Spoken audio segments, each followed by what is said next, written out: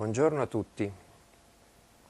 Stavo riguardando com'è partita questa faccenda di Fini. Lo so che la politica è un'altra cosa, lo so che ieri siete stati in molti alla Woodstock organizzata da Beppe Grillo a Cesena, lo so che lì si è parlato di politica vera, di progetti, di programmi, di idee nuove.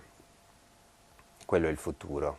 Il presente purtroppo è la melma nella quale ci tocca rimestare, perché da quello che sta succedendo dipenderà se e quando andremo a votare, quali leggi passeranno e quali no in Parlamento prima che si spera defunga. E insomma il nostro immediato futuro dipende da questo maleodorante presente che ruota intorno alla cosiddetta vicenda Fini Montecarlo. E allora sono andato a riprendere un po' di ritagli, ho il vizio di tenere un po' tutto e di non buttare via niente. E allora forse servirà vedere com'è cominciata questa storia.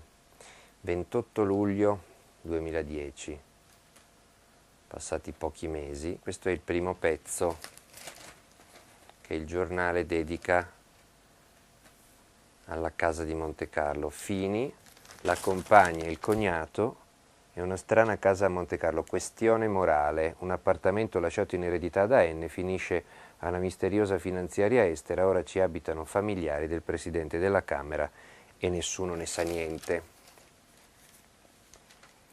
È un articolo non accompagnato da commenti.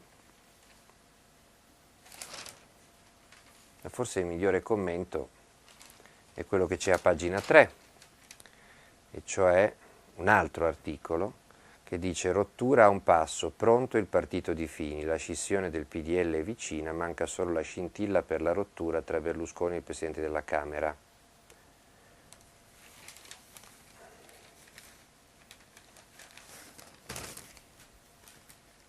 Che giorno era il 28 luglio? Era la vigilia della riunione del vertice del PDL, nella quale si è deciso di deferire ai probiviri i tre principali collaboratori di Fini, e cioè Fabio Granata, Bocchino e Briguglio, e di definire Fini assolutamente incompatibile con il partito che aveva fondato insieme a Berlusconi 2 anni prima.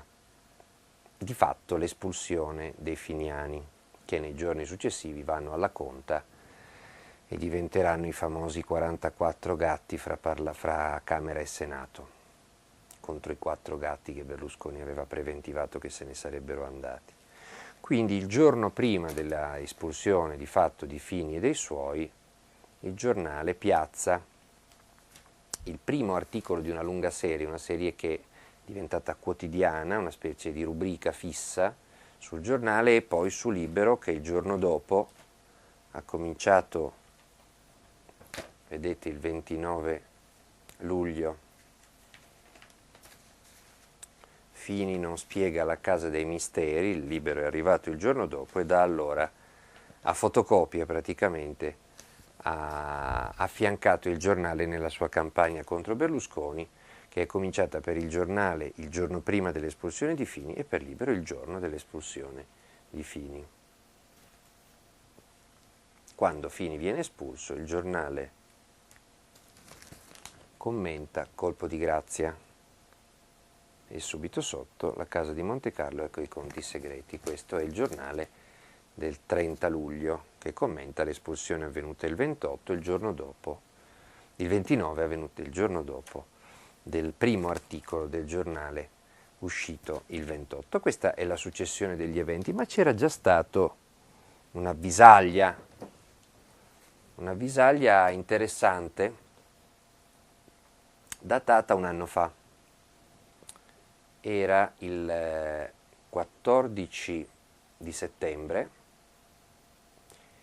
e Vittorio Feltri, che da poco si era reinsediato alla direzione del giornale, dove aveva subito esordito con la campagna contro il direttore di Avvenire Dino Boffo, aveva scritto un articolo. Era già un periodo in cui Fini e i suoi dissentivano su alcune posizioni di Berlusconi in materia soprattutto di giustizia, di legalità e di leggi ad personam. Ed era una specie di avvertimento alla vigilia della decisione della Corte Costituzionale sul lodo Alfano. La Corte Costituzionale doveva decidere i primi di ottobre e qui si ipotizzavano complotti, la Corte Costituzionale, Fini, per rovesciare Berlusconi. C'erano le rivelazioni di Spatuzza, di Massimo Ciancimino. Mettendo tutto insieme, Feltri pensò bene di lanciare un avvertimento a Fini, dicendogli: guarda che se la Corte boccia il lodo, se testualmente, bocciato un lodo Alfano, se ne approva un altro modificato e lo si manda immediatamente in vigore, Fini ha l'esigenza immediata di trovare una ricollocazione o di qua o di là, non gli è permesso di tenere un piede nella maggioranza e uno nell'opposizione, deve risolversi subito. A questo punto uno direbbe: se no glielo spiegava Feltri. Diceva: perché oggi tocca al Premier, domani potrebbe toccare al Presidente della Camera. È sufficiente per dire ripescare un fascicolo del 2000 su faccende a luci rosse riguardanti personaggi di Alleanza Nazionale per montare uno scandalo. Meglio non svegliare il can che dorme.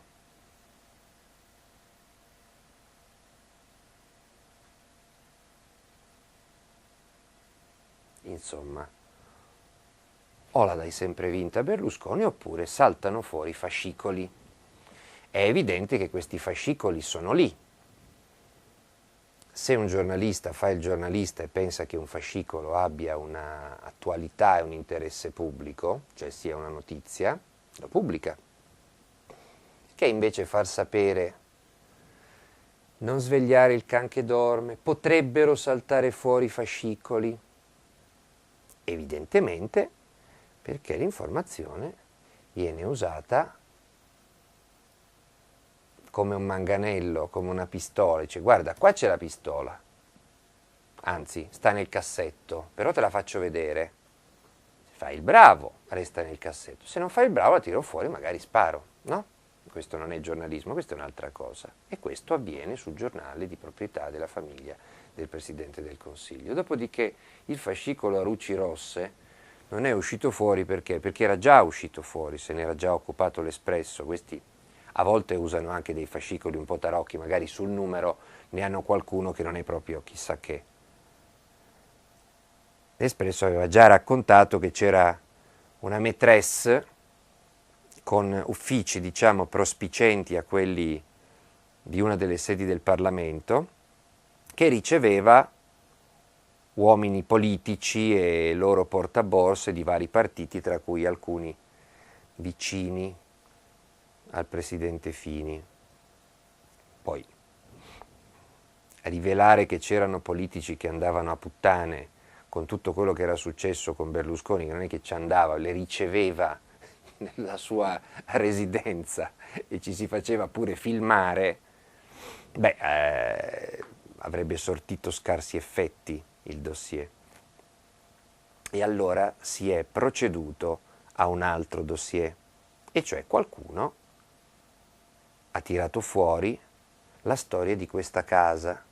Tenete presente che questa casa, che oggi viene ingigantita per cui sembra enorme, è in realtà un alloggetto di una sessantina di metri quadri, chi dice 50, chi dice 65, ma insomma siamo lì, sta al pian terreno, senza vista mare, a Monte Carlo, e che ha un valore che è stato stimato dal condominio del quale fa parte. Ovvio che nei condomini non si ha l'interesse a sottovalutare il valore di un appartamento, semmai a sopravvalutarlo, perché così si rivaluta e si sopravvaluta tutto il condominio. E quell'appartamento fu valutato quando alla fine degli anni 90 la contessa Colleoni lo donò ad Alleanza Nazionale, se non ricordo male, 450 milioni di lire. Dopodiché, dopo anni in cui rimaneva lì, ovviamente che cosa se ne fa un partito di un appartamento a Monte Carlo, non l'hanno nemmeno ristrutturato, quindi era molto malmesso, si è fatto avanti Giancarlo Tulliani, cognato, tra virgolette, di Fini, fratello della compagna di Fini, madre delle due figlie di secondo letto di Fini, e ha segnalato una società, la Printemps,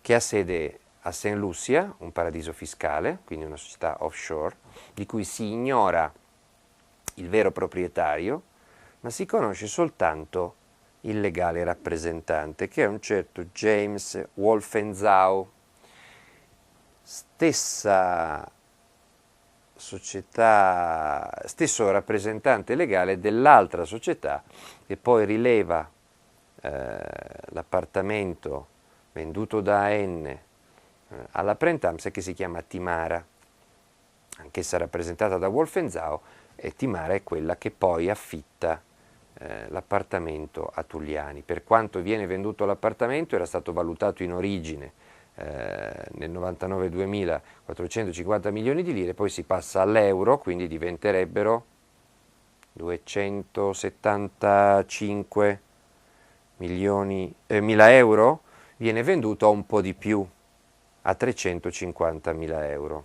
È stato venduto a poco sicuramente, se si mettevano d'impegno riuscivano a venderlo a un prezzo superiore. Il problema qual è? È che questi sono fatti loro, nel senso che se un partito è amministrato da una persona che non riesce a ottimizzare i ricavi del suo patrimonio, peggio per quel partito, ma quelli sono soldi privati, beni privati, non sono soldi pubblici, non sono soldi nostri, non è una casa del demanio, è una casa pubblica, non c'entrano enti previdenziali, non c'entra niente, non è affittopoli, non è casopoli, è un affare privato tra questa contessa che dona incredibilmente una casa a un partito anziché a un ente benefico, il partito ne fa quello che vuole, ci rimette qualche soldo, il problema qual è? Il problema è che la casa di Monte Carlo viene venduta a una società offshore, B, che poi da questa società offshore, o meglio da una società gemella, la affitta Tulliani. Ma teniamo presente che cos'è Monte Carlo. Anche Monte Carlo è un paese offshore, anche Monte Carlo è un paradiso fiscale. A Monte Carlo chi opera? Società offshore, quindi non è come vendere una casa di Roma a una società offshore. Stiamo parlando di una casa di Monte Carlo che viene venduta a una società offshore, che naturalmente è offshore esattamente come Monte Carlo. Secondo, viene affittata da Giancarlo Tulliani, che è quello che aveva segnalato la società interessata a comprare. Questo, al momento, è l'unico tema di rilevanza pubblica di tutta questa storia, e cioè che Fini, visto che la società l'aveva segnalata il fratello della sua compagna, avrebbe dovuto seguire la trattativa in modo da verificare non tanto che la società non fosse una società equivoca, perché se vendi a una società offshore tu non potrai mai sapere di chi è quella società, quindi non aveva strumenti per capire di chi poteva essere, ma proprio perché l'aveva segnalata il cognato, per accertarsi che non ci fosse qualcuno che ci faceva la cresta, e questo sicuramente non lo ha fatto, anche se noi non sappiamo se c'è qualcuno che ci ha fatto la cresta. È la leggerezza, l'ingenuità di cui ha parlato Fini, che è abbastanza comprensibile, nel senso che in un partito come AN, che ha un enorme patrimonio immobiliare, donazioni, lasciti, vecchi militanti, vecchie sedi, terreni, si può immaginare che il segretario nazionale deleghi ampiamente il tesoriere, del quale si fida. Poi è il senatore Pontone, un vecchio avvocato di Napoli, una persona nota come una una persona per bene e quindi lascia fare, e lì è lo sbaglio. Lascia fare perché, proprio perché la società l'aveva segnalata Tuliani, avrebbe dovuto verificare e magari sollecitare in qualche modo altre offerte, di modo che si aprisse un'asta e il partito incassasse qualcosa in più. Questa è al momento l'unica questione di interesse pubblico che investe il Presidente della Camera e che giustifica il fatto che si parli di questa storia. Poi che cosa succede? Succede appunto che il fascicolo, il dossier, esce perché? Perché Fini ha svegliato il can che dorme. Si è messo di traverso sulla legge bavaglio, si è messo di traverso sul processo breve, ha osato parlare di legalità ad aprile nella direzione nazionale del partito quando puntò il dito in piedi contro Berlusconi e quindi è stato dichiarato incompatibile, è stato cacciato, esce il dossier immediatamente e nel dossier che cosa si tende a dimostrare? Che Fini è un ladro, che Fini è un delinquente, che quindi, questione morale è l'occhiello del primo articolo del giornale, Fini non ha alcun titolo per fare la morale a Berlusconi perché è un ladro. Questo è quello che vogliono dimostrare. Naturalmente a casa mia e credo anche a casa vostra, se si scopre che c'è un ladro in più rispetto ai ladri già conosciuti e in Parlamento e al governo, diciamo, ce n'è un bel campionario, si prende atto, abbiamo un ladro in più. Invece no, loro non vogliono dimostrare che Fini è un ladro per dire semplicemente che ne abbiamo uno in più. Per loro, se Fini è un ladro, vuol dire che Berlusconi è onesto. Ecco, loro hanno questa strana matematica. Per noi un ladro più un ladro fa 2 ladri. Per loro un ladro più un ladro fa 0 ladri. Nel senso che l'eventuale ladritudine di Fini cancellerebbe la conclamata,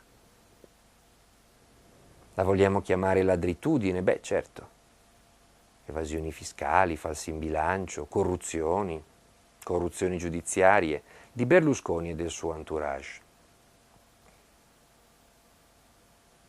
Quindi l'eventuale ladritudine di Fini elide i reati e le illegalità commesse da Berlusconi e dal suo clan. Questo è il tentativo che devono fare. Da quel momento ci sono in Italia 2 giornali che non hanno il compito di andare a vedere come sono andate le cose a Montecarlo, ma hanno il compito, in partenza, a prescindere, di dimostrare che Fini è un ladro.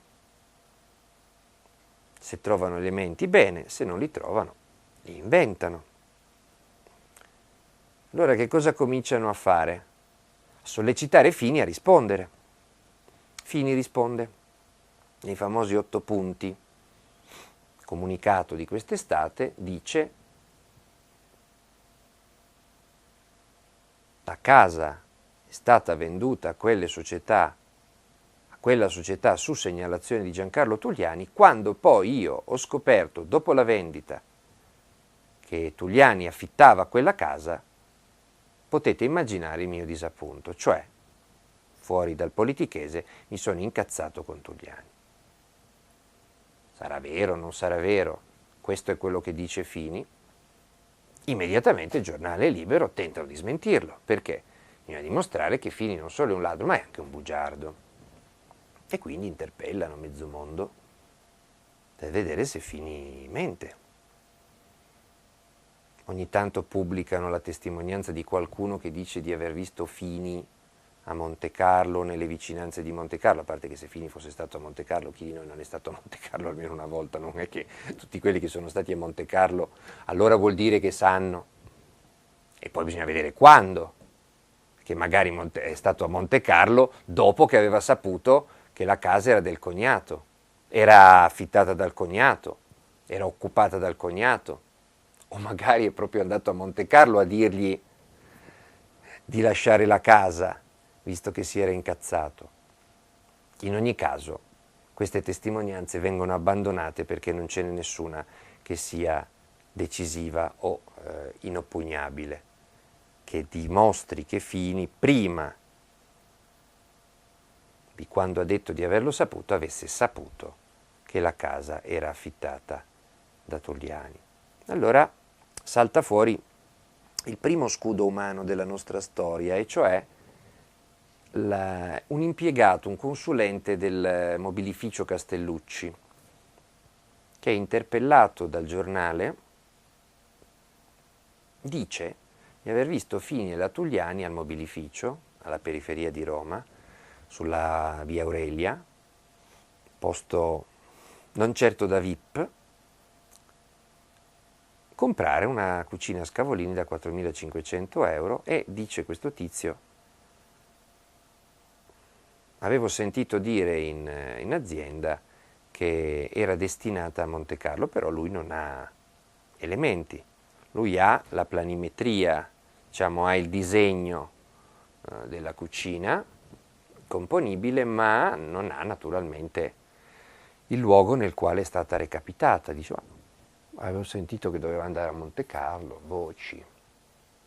La cosa curiosa è che questo signore dice che per continuare a lavorare in quel mobilificio lui sarebbe tenuto al segreto su quella cucina, perché i suoi capi gli avevano detto che non se ne doveva parlare. Ma lui cosa fa? Eroico. Si dimette dal mobilificio e fa dimettere anche sua moglie, che lavorava lì.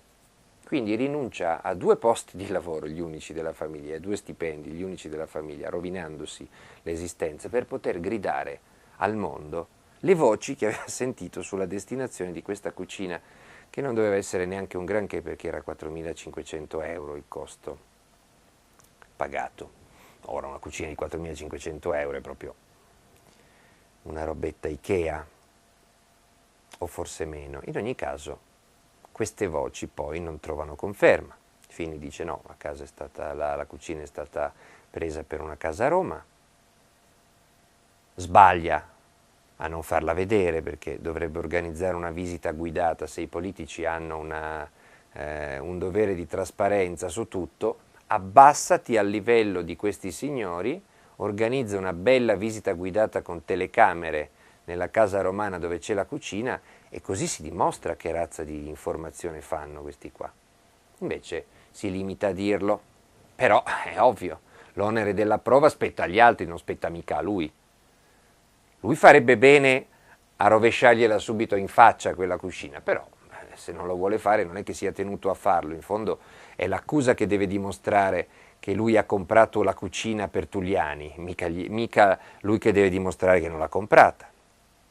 E non ci riescono a dimostrarlo. E diciamo, l'atteggiamento di questi 2 missionari così disinteressati in nome della verità da rinunciare allo stipendio e al posto di lavoro per dare un'intervista al giornale fa abbastanza ridere. Ma non è l'unico caso anomalo di scudi umani pronti a immolarsi e a rovinarsi l'esistenza, la carriera e la faccia anche per venire incontro alle esigenze del padrone d'Italia.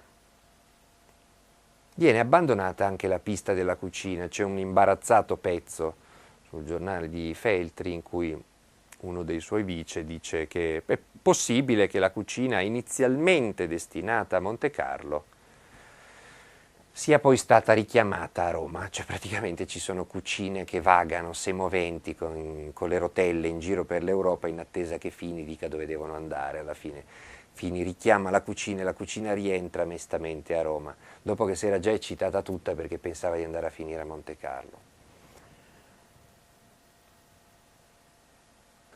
Abbandonano la pista della cucina perché loro sono così, non è che dicono vi abbiamo raccontato una balla. Pestano uno e poi quando scoprono che è quello sbagliato manco gli chiedono scusa, cominciano subito a pestare un altro. Questo è il loro modus operandi. Mentre la storia di Monte Carlo rischiava di languire, stavano raschiando il fondo del barile, avevano addirittura pubblicato lo stato di famiglia Tulliani, avevano riesumato Gaucci per fargli sputare sulla sua ex fidanzata, tutta la famiglia Gaucci, insomma, il tabaccaio di Gaucci, la schedina del Super Enalotto. salta fuori una lettera datata 16 settembre, firmata da Mr. Rudolph Francis, ministro della giustizia dell'isola di St. Lucia. Francis scrive questo memo riservato al suo primo ministro, in cui gli dice: dalle indagini che ho svolto risulta che la società che affitta la casa di Montecarlo a Tugliani appartiene in realtà a Tugliani. Quindi Tugliani finge di affittare l'appartamento di Montecarlo, ma in realtà l'appartamento è suo, lo affitta da se stesso. Quindi A.N. l'ha venduto a lui. E allora deducono i segugi del giornale di Libero: Fini ha mentito e naturalmente sottinteso è un ladro. Naturalmente, se Tugliani fosse il proprietario o della Timara o della Printemps o di tutte e due e affittasse da se stesso la casa, le cose cambierebbero, ma non sarebbe la prova né che Fini ha rubato né che Fini è un bugiardo. Perché? Beh, perché è ben possibile che, visto che le società sono società offshore e solo il proprietario conosce il proprietario, Fini non sapesse che Tugliani è il proprietario della o delle due società, se Tugliani è il proprietario delle due società. Come fa Fini oggi a sapere chi è il proprietario delle due società? Può soltanto chiedere a Tugliani. E Tugliani può soltanto dirgli: non sono il proprietario, oppure sono il proprietario. Gli ha detto: non sono il proprietario. Come fa a dimostrare a Fini che non è il proprietario? Non esistono carte in mano a uno che non è il proprietario di una società offshore per dimostrare che non è il proprietario di una società offshore. Pensate un attimo, se qualcuno dicesse di qualcuno di voi che siete proprietari di una società offshore alle Cayman, e magari non è vero. Ecco, voi come fate a difendervi dall'accusa di essere proprietari di una società alle Cayman? Dite: non è vero. Ma qualcuno dice: ma io non ci credo, portami le prove. E voi come fate a portare le prove del fatto che la società non è vostra? Dovreste portare le prove che dimostrano di chi è quella società. Ma come fate ad avere le prove sul reale proprietario di una società offshore se non è vostra? Chi ve le dà? Capite qual è la situazione? Resta naturalmente anche l'ipotesi che Fini e Tugliani siano d'accordo, che Fini abbia fatto vendere sotto costo la casa alla società offshore sapendo che era di Tugliani e che poi abbiano fatto a mezzo. Questa è l'insinuazione che aleggia in questa campagna. E il problema è che è un'insinuazione molto grave che andrebbe dimostrata. Basta dire che qualcuno sostiene così e qualcuno sostiene cosà. L'onere della prova spetta all'accusa. Bisogna dimostrare che Fini, intanto che Tugliani è proprietario di quelle società, e poi che Fini lo sapeva prima di vendergli la casa, oppure che l'ha saputa dopo, ma sperava che tutto restasse sotto silenzio. E questo non è minimamente provato. Quindi, fino a prova contraria, c'è la parola di Fini, che finora non è mai stata smentita. E non sarebbe smentita nemmeno se si scoprisse che Tugliani è il proprietario delle società. Perché? Perché Tugliani potrebbe averlo fregato e non averglielo detto. Avergli detto: faccio da intermediario per le società Tizia e Caia, senza dirgli sono il proprietario della società Tizia e Caia. Oppure dicendogli non sono il proprietario della società Tizia e Caia, mentendogli. Può essere, no? E sicuramente la versione opposta, Fini ladro in combutta con Tugliani, è talmente grave che soltanto per pronunciarla bisognerebbe avere qualche elemento. E finora sulla proprietà di Tugliani della società di St. Lucia c'è appunto questa lettera che il ministro della giustizia all'improvviso il 16 settembre decide di scrivere al suo premier di St. Lucia. È una lettera molto strana. Intanto perché siamo in un paradiso fiscale che campa, tutta la sua economia campa di quello, sull'assoluta riservatezza garantita a quelli che portano i loro capitali e che aprono società offshore, proprio perché hanno l'assicurazione totale che le operazioni sono top secret, che nessuno le rivelerà. È reato penale a St. Lucia rivelare il nome del titolare di una società offshore. Quindi il ministro della giustizia, almeno questo lo dovrebbe sapere. E allora perché rivela il nome presunto di una società offshore al suo premier? Perché fa un'indagine per andare a scoprire il proprietario di una società offshore domiciliata a St. Lucia, nel suo paese? E soprattutto, com'è possibile che se tu fai un memo riservato per il tuo premier, quindi lo conosci tu e lo conosce il tuo premier, questo memo 3 giorni dopo finisca su 2 giornali di Santo Domingo, giornali concorrenti, che però guarda caso lo ricevono entrambi. Sono i 2 più importanti giornali di Santo Domingo. Santo Domingo è l'isola dove latita e dove adesso risiede Gaucci, Luciano Gaucci. È un caso naturalmente, ma naturalmente da quando quel documento finisce sui 2 giornali di Santo Domingo e sui rispettivi siti è ovvio che in Italia qualcuno se ne accorge. L'unico mistero che non è un mistero è per quale motivo sia finita su Dagospia questa lettera, ma è evidente, ormai su internet si trova di tutto e quindi Dagospia, che riceve segnalazioni da tutte le parti, appena la riceve la pubblica, perché è una lettera firmata dal ministro della giustizia di St. Lucia, che aggiunge un tassello importante, se fosse vero, alla nostra storia. Il giornale è libero, ci si fiondano, anche il Corriere lo pubblica, anche la Stampa, naturalmente Stampa e Corriere la pubblicano dicendo c'è una lettera di questo, firmata da questo ministro, vediamo se è vero o non è vero. Invece naturalmente il giornale è libero, la prendono subito come la prova che Fini ha mentito e forse ha rubato, mentre in realtà Fini non ha mai detto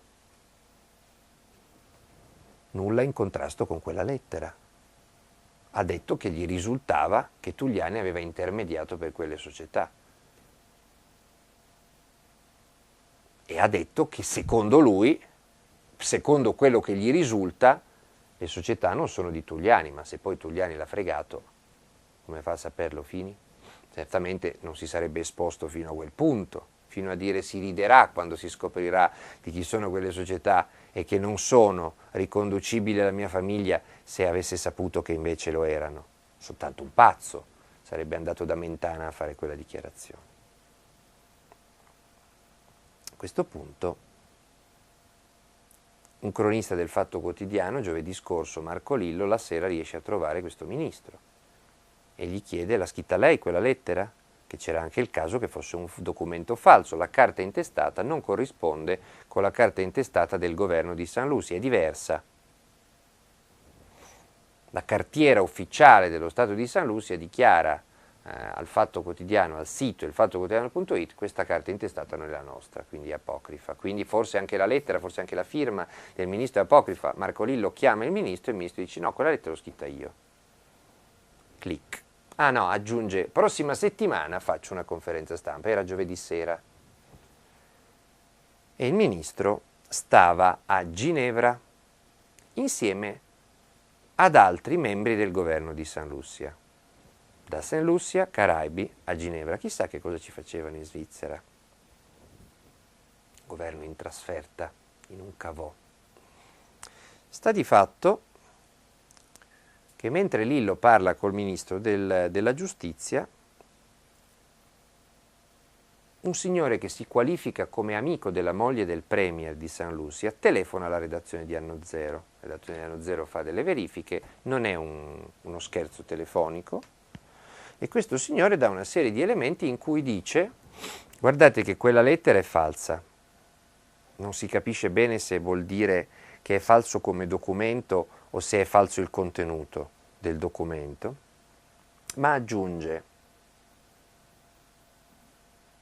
siamo a Ginevra perché abbiamo paura e perché a St. Lucia c'è un pullulare nelle ultime settimane di uomini dei servizi segreti italiani, libici e russi. Guarda un po', libici e russi e italiani.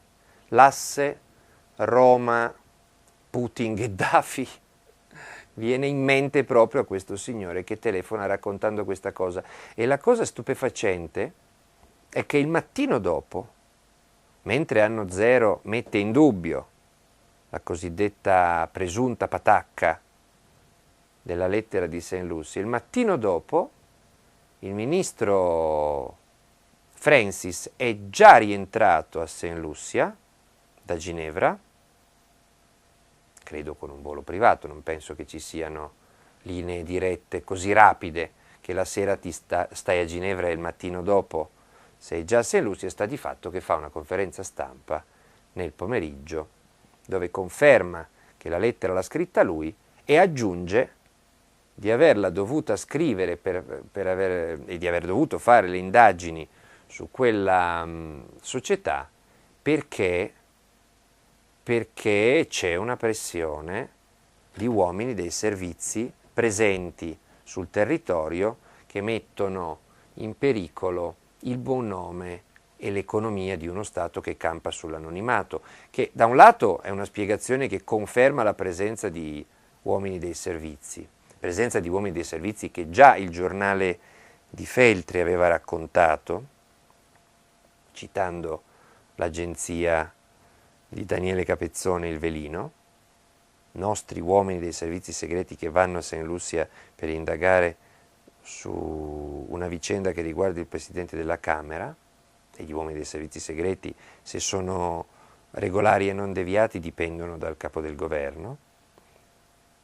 Conferma dunque il ministro che ci sono uomini dei servizi segreti che mettono a repentaglio l'economia di un paese che vive sulla riservatezza e poi lui che cosa fa? Mette a repentaglio la riservatezza del suo paese rivelando al primo ministro, il proprietario presunto tale di questa società, e non prende nemmeno la precauzione perché questo memo rimanga riservato tra lui e il primo ministro, tant'è che è già finito sui siti e sui giornali. E lui fa una conferenza stampa per confermare ufficialmente il proprietario di una società offshore. Da quel momento l'economia di St. Lucia è rovinata. Perché? Perché nessuno andrà più a portare i suoi capitali e a creare società offshore in un paese dove un ministro fa indagini e rivela il nome del proprietario di un offshore. Ma soltanto un pazzo continuerà ad andare lì. Andranno in un altro posto, alle Virgin Island, alle Cayman, dove volete voi, insomma, i Caraibi sono piuttosto ampi. Cioè commette un comportamento che nel momento in cui diventa pubblico è un reato. Il ministro della giustizia di St. Lucia rivela il beneficiario, cioè il proprietario delle azioni al portatore che sono state depositate al momento della costituzione di questa società, violando completamente non solo il codice penale del suo paese, ma le regole minime di riservatezza, tant'è che il capo dell'opposizione laburista, tale Kenny Anthony, che è stato primo ministro dal 96 al 2007 a St. Lucia, dice: ma il ministro non si alza la mattina e si mette a indagare su una società a caso. Sarebbe una follia, non c'è una pesca a campione, ci sarebbe una fuga di massa di miliardi di capitali. Il nostro paese si è dato una giurisdizione in materia fiscale e societaria che garantisce l'anonimato e il rispetto del segreto dei dati sensibili. Si avviano delle indagini se c'è un'autorità straniera che lo chiede formalmente. Nel caso di rogatorie o per comprovati indizi che la società nella sua attività sta commettendo dei reati, riciclaggio, frodi, traffici illegali. Qui non c'è nessun reato commesso a St. Lucia. Giuliani non è indagato né in Italia né a St. Lucia. C'è una ragione per cui il ministro deve fare un'indagine sul reale proprietario della società? Assolutamente no. A meno che, dice l'ottimo ex premier di St. Lucia, non ci sia una richiesta da parte di un'autorità legislativa superiore, ma non mi sembra questo il caso. La procedura In questo caso sarebbe stata diversa. Il ministro avrebbe aperto un fascicolo, avrebbe delegato gli uffici preposti e avrebbe steso una relazione, tutta alla luce del sole. Invece in questo caso c'è una nota confidenziale destinata al primo ministro, qualcosa di informale. Se questa fosse la prassi, metteremmo in discussione la nostra legislazione. Nessuno si sentirebbe più tutelato dal segreto. Da noi violare il segreto societario è un crimine. L'indagine sono certo che è stata sollecitata. E chissà da chi. Vedremo, meglio non anticipare, meglio non fare illazioni, meglio attenersi esclusivamente ai fatti accertati.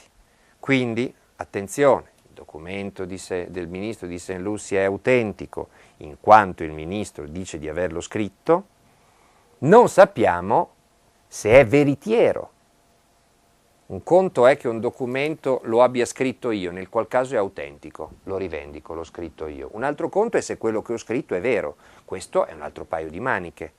Questa è la distinzione che sul fatto, pur avendo lo scoop dell'intervista al ministro, abbiamo precisato subito. Attenti, stiamo parlando del ministro Vassalli, non stiamo parlando del ministro della giustizia inglese, francese, americano, tedesco, stiamo parlando del ministro di St. Lucia, di un atollo, che fa strane cose, che dice strane cose, che mette a repentaglio l'incolumità economica e finanziaria del suo paese per fare un favore grosso come una casa al Presidente del Consiglio italiano. Perché? Questa è la domanda. È l'altro scudo umano dopo quello del mobilificio. La carriera di questo signore è rovinata naturalmente, nessuno lo eleggerà mai più o lo voterà mai più visti i danni che ha fatto all'economia del suo paese. Resta ancora la domanda se quello che ha scritto è vero, e cioè che Tulliani è proprietario della casa, o se non è vero. Questo lo potremo vedere e sapere soltanto quando qualcuno porterà la carta che dimostra che Tulliani è proprietario. Finché non c'è quella carta non si può dire che Tulliani sia il proprietario. E se anche poi fosse il proprietario, bisognerebbe ancora dimostrare che Fini lo sapeva al momento in cui autorizzò la vendita a quella società. In questo caso Fini dovrebbe dimettersi, non solo da Presidente della Camera, ma dalla vita politica, per avere mentito e per avere favorito un suo parente nella cessione di un bene del partito. Ma se non si dimostra che lo sapeva, Fini non deve dimettersi né dalla politica né da Presidente della Camera. Perché? Perché non c'è assolutamente nulla di eticamente riprovevole in quello che è successo, almeno fino a quello che si sa in questo momento. Attenzione. Il fatto poi che a chiedergli le dimissioni sia Berlusconi è veramente strepitoso. Perché hanno detto che Fini deve spiegare? Perché ha autorizzato a vendere una casa di 50 o 60 metri quadri a una società offshore, e perché insomma le case, anche dei tuoi familiari, anche in affitto, le devi tenere sotto controllo. Bene, se vi capita, leggete il pezzo di Antonella Mascali sul Fatto Quotidiano, che oggi sta anche sul sito fattoquotidiano.it, dove si ricorda che Berlusconi non ha un cognato che forse è proprietario di una società offshore o forse ha affittato una casa da una società offshore. Berlusconi non ha nemmeno la colpa di avere autorizzato la vendita di una casa a una società offshore. Berlusconi ha avuto 64 società offshore del comparto B, very discreet, Fininvest, creato a metà degli anni 80 e per tutti gli anni 90 dall'avvocato David Mills, per tacitare il quale fu pagata a Mills una tangente di $600.000 in Svizzera. In più, il cavalier Silvio Berlusconi possiede tra Antigua e le Bermuda, tutti paradisi fiscali, almeno 6 ville intestate tutte a società offshore. In più è proprietario di una barca di 48 metri del valore di 13 milioni di euro, intestata alla società Morning Glory Yachting Limited, sede alle Bermuda, paradiso fiscale, con tutta quella galassia di società offshore, Berlusconi ha pagato tangenti a Craxi, ha pagato Previti perché pagasse i giudici della Mondadori, ha pagato le scalate Standa e Mondadori, ha eluso la legge Mammì controllando tramite prestanomi Telepiù quando non poteva più avere più di 3 televisioni, e ha fatto tante altre belle cosette che trovate nella sentenza Mills e nelle sentenze Oliverian.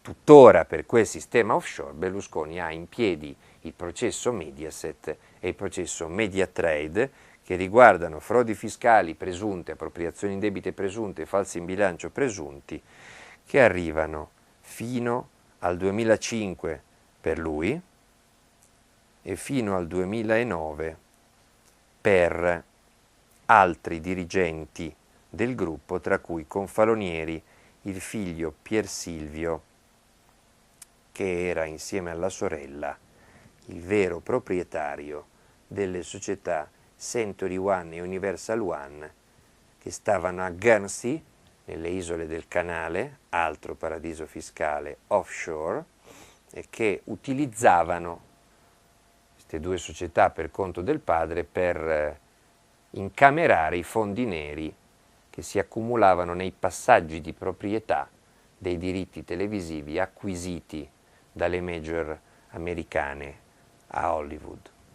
Questo è colui che oggi sta insegnando la morale a Fini, questo è il proprietario dei giornali che fanno la morale a Fini per le case e le società offshore. Come al solito, chi ha non solo una trave, ma 5, 6, 10, 20 travi nell'occhio, fa la morale a quello che forse, ma non è ancora deciso, ha una pagliuzza.